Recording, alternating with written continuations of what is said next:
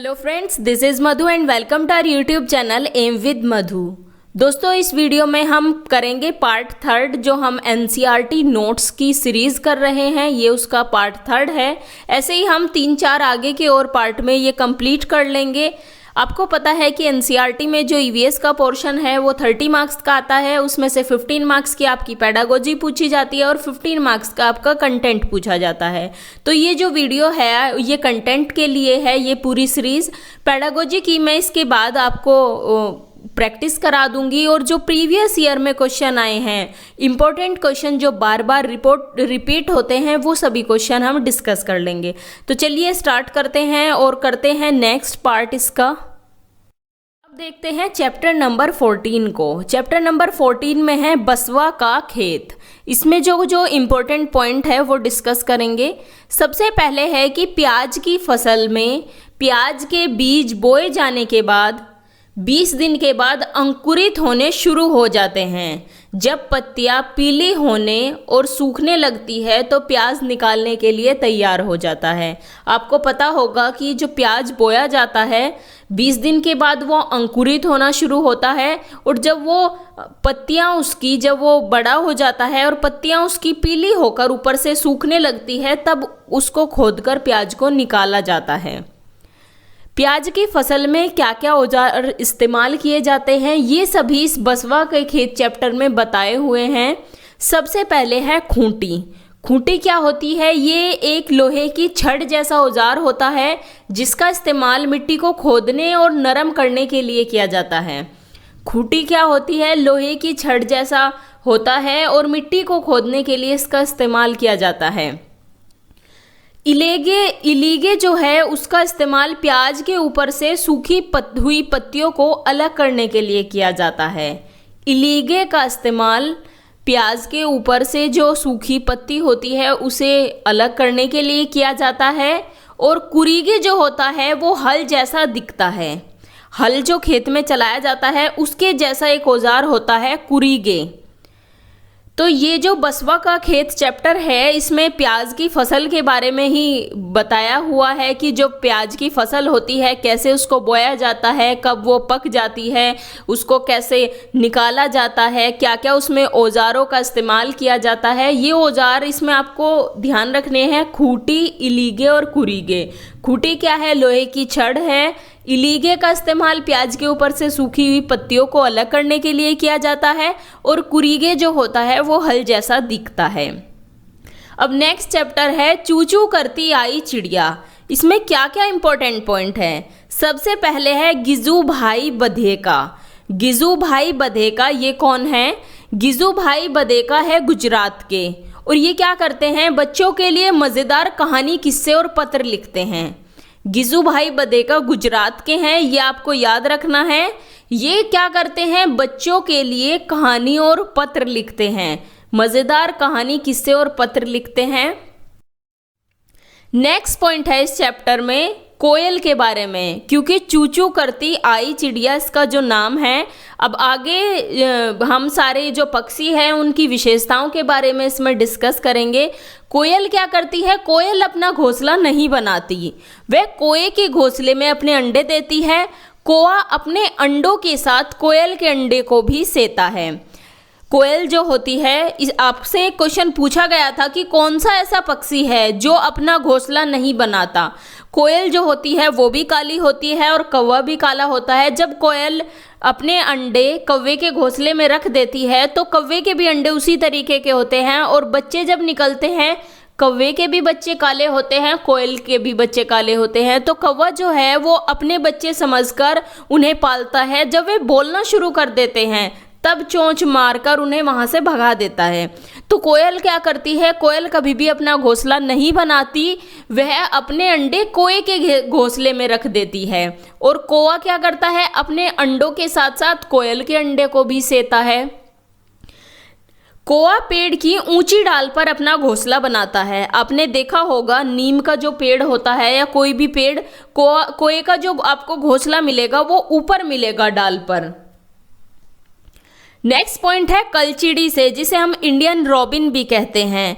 Indian robin अपना घोंसला कहाँ बनाती है? ये बनाती है पत्थरों के बीच में जो खाली जगह होती है वहाँ अपना घोंसला बनाती है। अपना घोंसला ये नाजुक जो टहनियाँ होती हैं, जड़ें, ऊन, बाल, रुई, ये सब इकट्ठा करके वो अपना घोंसला बनाती है। तो कलचिड़ी कैसे बनाती है, कहाँ बनाती है अपना घोंसला? जो पत्थरों के बीच में जगह होती है उसमें, और नाजुक टहनियों को, जड़ों को, ऊन, बाल, इन सब को इकट्ठा करती है और उससे अपना घोंसला बनाती है। नेक्स्ट पॉइंट है फाख्ता के बारे में। फाख्ता कहाँ अपना घोंसला बनाता है? यह पक्षी कैक्टस के कांटों या फिर मेहंदी की बाड़ में अपना घोंसला बनाता है। कहाँ बनाता है? जो कैक्टस के कांटे होते हैं और या फिर मेहंदी की बाड़ में फाख्ता अपना घोंसला बनाता है। गोरैया कहाँ बनाती है? गोरैया अपना घोंसला कहीं भी बना लेती है। इसका कोई ऐसा फिक्स नहीं है कि ये अपना घोंसला कैक्टस में बनाएगी या फिर पेड़ की ऊंची डाल पर बनाएगी, ये कहीं भी अपना घोंसला बना लेती है। कबूतर भी अपना घोंसला कहीं भी बना लेता है। बसंत गोरी, बसंत गोरी को गर्मियों में टूक टूक की आवाज़ लगाते हुए आपने सुना होगा। यह पेड़ के तने में गहरा छेद करके उसमें अंडे देती है। ये पॉइंट इंपॉर्टेंट है। बसंत गोरी कहाँ अंडे देती है? ये पेड़ के तने में छेद करती है और उसमें अंडे देती है। ये डाल पे अपने घोंसला नहीं बनाती, पेड़ के तने में छेद करके अंडे देती है। नेक्स्ट पॉइंट है दर्जन चिड़िया से। दर्जन चिड़िया अपनी चोंच से पत्तों को सीलकर थैली सी बनाकर उसमें अंडे देती है। ये क्वेश्चन आपसे पूछा गया था कि कौन पत्तों को सीलकर थैली बनाकर उसमें अंडे देता है, तो कौन सी चिड़िया है? दर्जन चिड़िया। इसे टेलर बर्ड भी बोला जाता है। अब बात करते हैं शक्करखोरा की। शक्करखोरा जो है वो छोटे पेड़ या झाड़ी की डाली पर अपना लटकता हुआ घोंसला बनाते हैं। छोटे पेड़ या झाड़ी की डाली पर अपना लटकता हुआ घोंसला बनाता है शक्करखोरा। वीवर पक्षी जो होता है, सभी वीवर पक्षी अपने अपने घोंसले बनाते हैं। मादा वीवर पक्षी जो है वो सभी घोंसलों को देखती हैं और उनमें से जो सबसे अच्छा घोंसला लगता है उसको, उसी में वे अंडे देती हैं। वीवर पक्षी का क्या है कि जो नर वीवर पक्षी होते हैं वो घोंसले बनाते हैं और मादा वीवर पक्षी अच्छा घोंसला देखकर उसमें अंडे देती है। अब एक क्वेश्चन पूछा गया था सीटेट फरवरी 2014 में कि कोई पक्षी पेड़ की ऊंची डाल पर अपना घोंसला बनाता है तो वह पक्षी हो सकता है। तो कौन सा ऐसा पक्षी है जो पेड़ की ऊंची डाल पर अपना घोंसला बनाता है? ऑप्शन है आपके शक्करखोरा, कलचिड़ी, कौवा या फिर फाख्ता। अभी हमने डिस्कस किया है कि कौवा जो है वो पेड़ की ऊंची डाल पर अपना घोंसला बनाता है। तो इस तरह से आपके क्वेश्चन पूछे जाते हैं। एक क्वेश्चन आया था, निम्नलिखित में से कौन सा पक्षी कैक्टस पौधे के कांटों के बीच अपना घोंसला बनाता है? ये आपका सीटेट सितंबर 2016 में पूछा गया था कि जो कैक्टस के कांटे होते हैं उसमें अपना घोंसला बनाता है। ऑप्शन है आपके कलचिड़ी, फाख्ता, कोयल या फिर शक्करखोरा। तो कौन सा ऐसा पक्षी है? वो है फाख्ता। फाख्ता अपना घोंसला कहाँ बनाता है? कैक्टस में या फिर मेहंदी की बाड़ में। अब जानवरों के दांत के बारे में कुछ पॉइंट्स दिए हुए हैं, उन्हें देखते हैं। सबसे पहला पॉइंट है, गाय के जो आगे के दांत होते हैं वो छोटे होते हैं और पत्तों को काटने के लिए और घास को चबाने के लिए पीछे के दांत जो होते हैं वो बड़े होते हैं। गाय के आगे के दांत छोटे होते हैं और पीछे के दांत जो होते हैं वो बड़े होते हैं। बिल्ली के जो दांत होते हैं वो नुकीले होते हैं, जो मांस फाड़ने और काटने के काम में आते हैं। बिल्ली के दांत कैसे होते हैं? नुकीले होते हैं। सांप के दांत होते तो नुकीले हैं पर वह अपना शिकार जो है वो चबाकर नहीं खाता बल्कि पूरा निगल जाता है। सांप कभी भी जो अपने दांत से शिकार को चबाकर नहीं खाता, पूरा का पूरा निकल जाता है। बिल्ली के दांत कैसे होते हैं? नुकीले होते हैं। गाय के आगे के दांत छोटे होते हैं और पीछे के दांत बड़े होते हैं।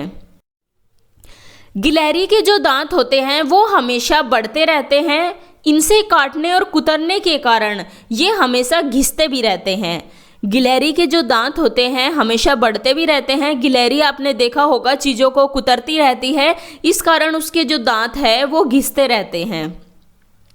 एक क्वेश्चन पूछा गया था सीटेट फरवरी 2015 में कि वह कौन सा जानवर है जिसके दांत हमेशा बढ़ते रहते हैं। वे दांतों को बहुत अधिक लंबा न होने देने के लिए वस्तुओं को काटते कुतरते रहते हैं। ऑप्शन है दीमक, गिलहरी, छिपकली या फिर चूहा। तो इसका राइट ऑप्शन है गिलहरी। गिलहरी के दांत हमेशा बढ़ते रहते हैं और वो चीज़ों को काटते कुतरते रहते हैं। इसका आंसर आप चूहा सोच सकते हैं, लेकिन इसका जो राइट ऑप्शन था वो था गिलहरी। अब नेक्स्ट चैप्टर देखते हैं, पानी कहीं ज़्यादा कहीं कम। चैप्टर नंबर 18 है पानी कहीं ज़्यादा कहीं कम। ये चैप्टर जो है ये क्लास 4th का है, पानी कहीं ज़्यादा कहीं कम। सबसे पहला पॉइंट है इसमें नल्ला मड्डा। ये कहाँ है? ये है आंध्र प्रदेश में। जगह आपको याद रखनी है, केवल वो ही याद रखिए जो आपके एनसीईआरटी में दी हुई है। तो नेक्स्ट पॉइंट है बाजार गांव कहाँ है? बाजार गांव है महाराष्ट्र में और कफ परेड है मुंबई में। नल्ला मड्डा आंध्र प्रदेश में है, बाजार गांव महाराष्ट्र में है और कफ परेड है मुंबई में। नेक्स्ट पॉइंट देखते हैं, जब हमें दस्त लगते हैं या फिर उल्टियाँ होती है तो हमारे शरीर से बहुत सारा पानी बाहर निकल जाता है। यह शरीर के लिए हानिकारक हो सकता है अगर हम देखभाल नहीं करते। इसलिए ज़रूरी है कि शरीर में पानी की कमी पूरी की जाए। अगर कभी भी उल्टी व दस्त हो तो हमें खूब पानी पीना चाहिए। पानी में कुछ मात्रा में नमक व चीनी भी मिलानी चाहिए। पानी थोड़ी थोड़ी देर में पीते रहना चाहिए। आपने देखा होगा अगर कभी आपको दस्त लगते हैं या फिर उल्टियाँ होती है तो आपको आपके जो है पैरों से आप चलना बंद हो जाता है, क्योंकि इतनी ज़्यादा वीकनेस आपको लगती है। ये पानी की कमी के कारण होता है। जब आपकी बॉडी डिहाइड्रेट हो जाती है, आपको चाहिए कि अगर आपको उल्टी या दस्त हो जाए तो आप ज़्यादा से ज़्यादा पानी पिए। इसीलिए डॉक्टर आपको ग्लूकोज लेने के लिए बोलते हैं।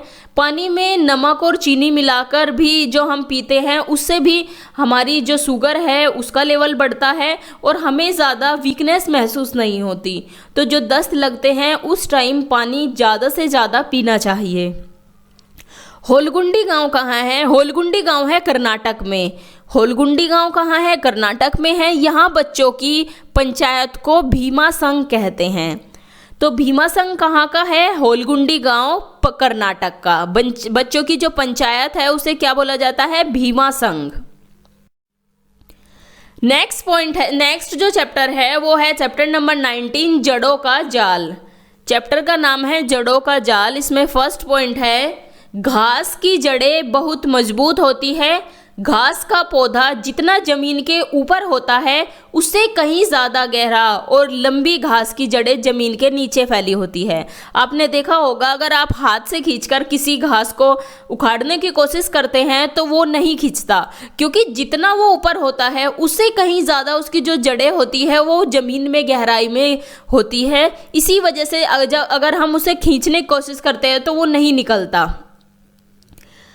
अब नेक्स्ट पॉइंट है बरगद के बारे में। बरगद की पेड़ की लटकन असल में इसकी जड़ें होती हैं। वे टहनियों से निकलती हैं और बढ़ते बढ़ते जमीन के अंदर चली जाती है। ये मजबूत खंभों की तरह पेड़ को सहारा देती है। दूसरे पेड़ों की तरह जमीन के अंदर भी बरगद की जड़ें होती है। आपने बरगद का पेड़ देखा होगा, बरगद का पेड़, पीपल का पेड़, इनसे क्या होता है कि इनसे जैसे जो इनकी टहनियाँ होती है उससे भी इनकी जड़ें लटकती है और ज़मीन में भी इनकी जो जड़ें होती है वो बहुत गहराई तक होती है और बरगद का पेड़ बहुत बड़ा हो जाता है, जड़ें उसकी लटकती रहती है। तो जो बरगद का पेड़ है उसकी जो लटकन है वो जड़ें ही होती है उसकी, और वो उसे सहारा का काम करती है पेड़ के लिए। अब नेक्स्ट पॉइंट है रेगिस्तानी ओक के बारे में। रेगिस्तानी ओक जो है ये एक पेड़ है। ये कहाँ पाया जाता है? ऑस्ट्रेलिया में पाया जाता है। ऑस्ट्रेलिया में रेगिस्तानी ओक नाम का एक पेड़ पाया जाता है। इसकी ऊंचाई होती है 10 से 12 फुट। कितनी ऊंचाई होती है? 10 से 12 फुट इसकी ऊंचाई होती है। इसकी जो जड़ें है जमीन में इसकी ऊंचाई के कई गुने गहरे तक जाती है, जब तक कि पानी तक न पहुंच जाए। जितनी इसकी ऊंचाई जमीन से ऊपर होती है उससे कई गुने गहरे तक इसकी जो जड़ें होती है जमीन में अंदर तक जाती हैं। ये जो पानी है, जब तक जड़ें पानी तक ना पहुंच जाए उस गहराई तक इसकी जड़ें जाती है और पानी इसके तने में जमा होता रहता है। जब कभी इस इलाके में पानी नहीं होता, वहाँ के लोग तने के अंदर पतला पाइप डालकर पानी निकालते हैं। रेगिस्तानी ओक जो है कहाँ पाया जाता है? ऑस्ट्रेलिया में पाया जाता है। और इसके जो तना होता है उसमें पानी जमा होता रहता है और लोग पतला पाइप डालकर उस पानी को निकाल लेते हैं। एक क्वेश्चन पूछा गया था सितंबर 2014 में सीटेट में, रेगिस्तानी ओक एक पेड़ का नाम है जिसकी जड़ें उस गहराई तक ज़मीन के भीतर जाती है जब तक कि पानी तक न पहुंच जाए। इस पेड़ की जड़ों की गहराई इस पेड़ की ऊंचाई के लगभग 30 गुना होती है। यह पेड़ कहाँ पाया जाता है? तो ऑप्शन है आपके राजस्थान, अबू धाबी, ऑस्ट्रेलिया या फिर रूस। तो कहाँ पाया जाता है? अभी हमने पढ़ा है, ये पाया जाता है ऑस्ट्रेलिया में। एक क्वेश्चन और पूछा गया था रेगिस्तानी ओक के बारे में, सही कथन चुनिए। यहाँ कुछ पॉइंट दिए हुए हैं, उसमें से जो रेगिस्तानी ओक के बारे में सही है वो आपको ध्यान में रखना है। कई बार सही कथन की जगह वो गलत कथन भी दे सकता है, तो इसलिए बेहतर है कि आप क्वेश्चन पूरे ठीक से और ध्यान से पढ़ें या फिर उसे सर्किल कर ले। जो सही कथन है आपको ये ध्यान रहेगा कि हमें इसमें से पॉजिटिव ही लेना है, सही ही चुनना है। तो ए पॉइंट है यह ऑस्ट्रेलिया में पाया जाता है। बी पॉइंट है यह एक विशेष प्रकार का पेड़ है जिसकी जड़ें टहनियों से लटकती है। सी पॉइंट है इस पेड़ की जड़ें जमीन में उस गहराई तक जाती है जब तक पानी तक न पहुंच जाए। और डी पॉइंट है इस पेड़ के तने में पानी जमा होता रहता है और स्थानीय लोग पतले पाइप का उपयोग करके इस पानी को पीते हैं। तो इसमें से आपको बताना है कि इसमें से सही ऑप्शन कौन सा है। इसका राइट ऑप्शन है ए, सी और डी। बी इसमें नहीं है। बी में क्या है? एक विशेष प्रकार का पेड़ है जिसकी जड़ें टहनियों से लटकती है। इसकी जो जड़ें होती है वो टहनियों से नहीं लटकती, जमीन में बहुत ज़्यादा गहराई तक जाती है, पानी तक जब तक ना पहुंच जाए वहाँ तक जाती है। जो जड़ें हैं टहनियों से लटकती है बरगद के पेड़ की। तो इसलिए इसमें ये जो बी पॉइंट है ये गलत है, बाकी सभी पॉइंट इसमें सही है। अब नेक्स्ट चैप्टर है चैप्टर नंबर 19, मिलकर खाए। मैं आपको ये पूरी सीरीज चैप्टर वाइज ही करा रही हूँ ताकि आपका कोई भी पॉइंट एनसीईआरटी से मिस ना हो। नेक्स्ट चैप्टर है मिलकर खाए। इसमें फर्स्ट पॉइंट है बिहू के बारे में। बिहू क्या है? असम का एक प्रसिद्ध नृत्य है और बिहू का नाम, जो बिहू नाम का त्योहार है वो भी असम में मनाया जाता है। असम का एक नृत्य है बिहू और इस नाम का त्योहार भी असम में मनाया जाता है। नेक्स्ट पॉइंट है इसमें उरुका। उरुका क्या है? उरुका बिहू त्योहार से पहले दिन की रात को कहते हैं। जो बिहू का त्योहार असम में मनाया जाता है उससे पहले दिन की जो रात होती है उसे बोला जाता है उरुका। इस दिन लोग क्या करते हैं? अस्थायी छप्पर बनाते हैं जिन्हें भोला घर कहते हैं और सामूहिक भोजन भी करते हैं। उरुका के दिन लोग क्या करते हैं? अस्थायी छप्पर बनाते हैं, उन छप्परों को बोला जाता है भोला घर और सामूहिक भोजन करते हैं। माघ बिहू जो है वो 14 और 15 जनवरी को मनाया जाता है। माघ की पहली और दूसरी तिथि को माघ असमी कैलेंडर का 10वां महीना है। माघ बिहू कब मनाया जाता है? 14 और 15 जनवरी को मनाया जाता है माघ बिहू। बोरा और चेवा। बोरा और चेवा क्या है? ये चावल की किस्में हैं जो असम में खाया जाता है। ये चिपचिपे चावल होते हैं। तो असम से हमने क्या क्या पॉइंट देखा? इसमें देखा कि जो बिहू है वो असम का प्रसिद्ध नृत्य है। बिहू नाम का त्योहार भी असम में मनाया जाता है। उरुका बिहू जो त्योहार है उससे पहले दिन की रात को कहते हैं। इस दिन लोग अस्थायी छप्पर बनाते हैं जिन्हें भोला घर कहा जाता है और सामूहिक भोजन करते हैं। माघ बिहू 14 और 15 जनवरी को मनाया जाता है। बोरा और चेवा चावल की किस्में हैं। अब एक क्वेश्चन आया था सीटेट में कि निम्न में से कौन सा जोड़ा ठीक है। ऑप्शन है कर्नाटक कथक, असम बिहू, ओडिशा भरतनाट्यम, तमिलनाडु लावड़ी। तो इसमें से कौन सा जोड़ा सही है ये आपको बताना है। इसका राइट ऑप्शन होगा ऑप्शन सेकंड। अभी हमने पढ़ा है कि बिहू क्या है? असम का एक प्रसिद्ध नृत्य है। अब एक पॉइंट है mid day meal. Mid day meal के बारे में अगर आपने डीएल या बीएड की है, डीएलएड या फिर आपने बीएड की है तो मिड डे मील के बारे में आपको पता होगा। मिड डे मील जो है वो प्राइमरी स्कूल में सभी बच्चों को पका हुआ गर्म खाना मिलना चाहिए, ये सभी बच्चों का अधिकार है। जो प्राइमरी स्कूल में मध्याह्न भोजन दिया जाता है बच्चों को, वो है मिड डे मील स्कीम। और ये स्टार्ट कब हुई थी? ये स्टार्ट हुई थी 15 अगस्त 1995 को, 15 अगस्त 1995 को स्टार्ट हुई थी।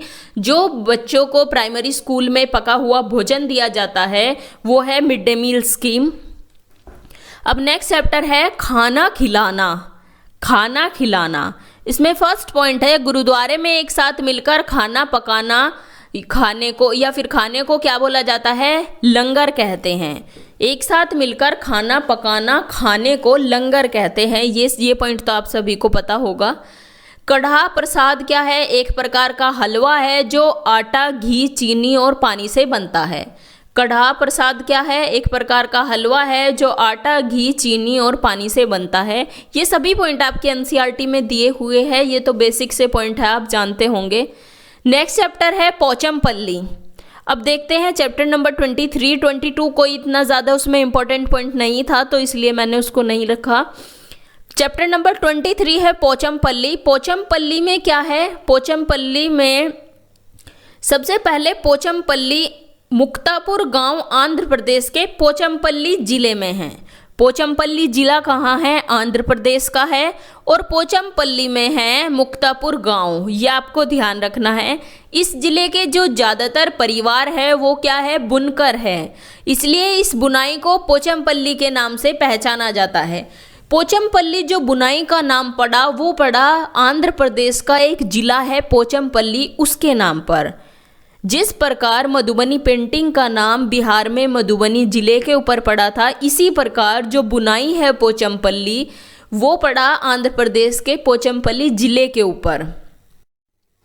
सबसे पहले इसमें इस बुनाई में क्या किया जाता है कि धागे को, सबसे पहले धागे की लड़ियों को उबले हुए पानी में डालकर उनकी गंदगी और दाग धोए जाते हैं। फिर धागे को सुंदर रंग में रंगा जाता है। उसके बाद उन्हें सुखाकर उनकी गट्ठी बनाते हैं। धागे की गठियाँ करगे पर लपेटी जाती है। फिर इसमें कपड़े बुने जाते हैं। रेशमी कपड़े व साड़ियाँ, कपड़ों के थान और चादरें आदि चीज़ बुनी जाती है।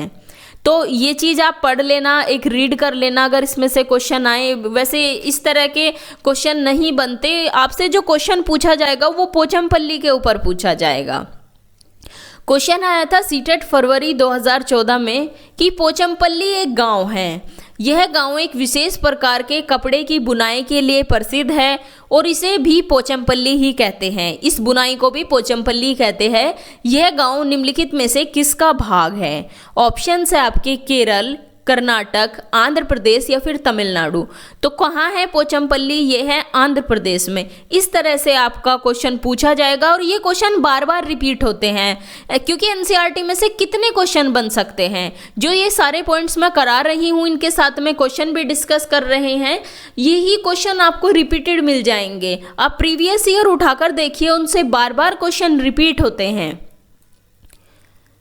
अब नेक्स्ट चैप्टर है दूर देश की बात। दूर देश की बात, इसमें मलयालम भाषा में चिटपन, मलयालम भाषा में चिटपन किसको बोला जाता है? पिता का जो छोटा भाई होता है यानी कि चाचा, चाचा को बोला जाता है चिटपन। कौन सी भाषा में? मलयालम भाषा में। कुजम्मा किसको बोला जाता है? पिता के छोटे भाई की पत्नी यानी कि चाची को, चाची को बोलते हैं कुजम्मा।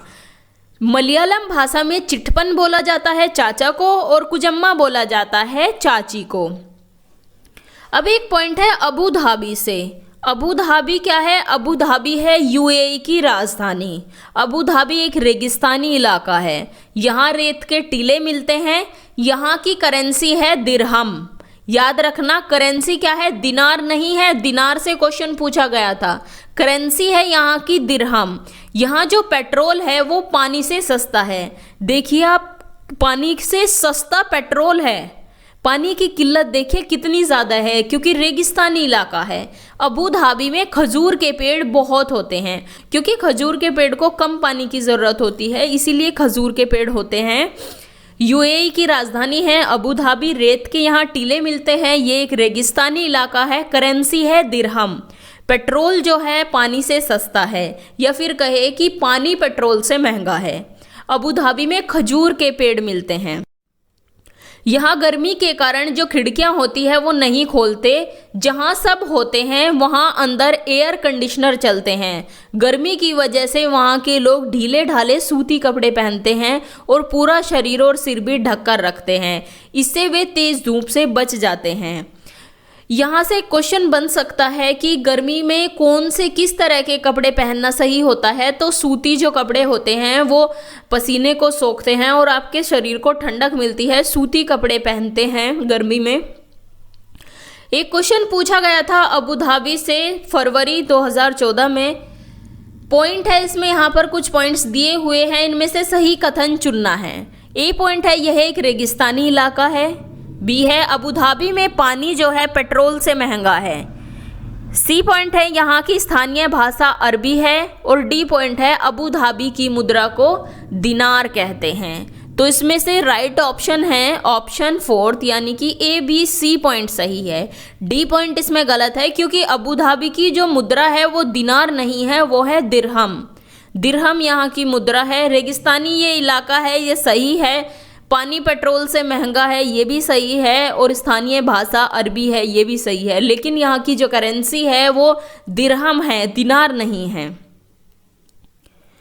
नेक्स्ट जो चैप्टर है, चैप्टर नंबर 26, वो चैप्टर का नाम है फौजी Waheeda.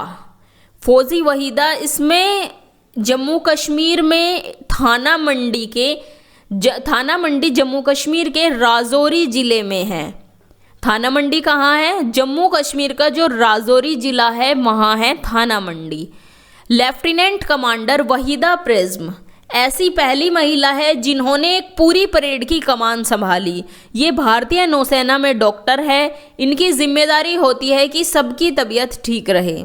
Lieutenant commander Waheeda prism के बारे में इस चैप्टर में दिया हुआ है। ये क्या है? ये एक नौसेना में, भारतीय नौसेना में डॉक्टर है। यह जहाज पर मौजूद सभी अधिकारियों और नाविकों का चेकअप करती है। इसके अलावा यह भी देखना होता है कि कहीं गंदगी ना फैले और चूहे न आए। जब परेड होती है तो उसके पीछे 4 टुकड़ियां चलती है। पूरी परेड में 36 निर्देश देने होते हैं। तो जो वहीदा प्रिज्म है ये कौन है? ये भारतीय नौसेना में डॉक्टर है। इनके ऊपर ही ये पूरा चैप्टर है। थाना मंडी कहाँ है? जम्मू के राजौरी ज़िले में है थाना मंडी। नौसेना में हर जहाज पर फर्स्ट एड दी जाती है।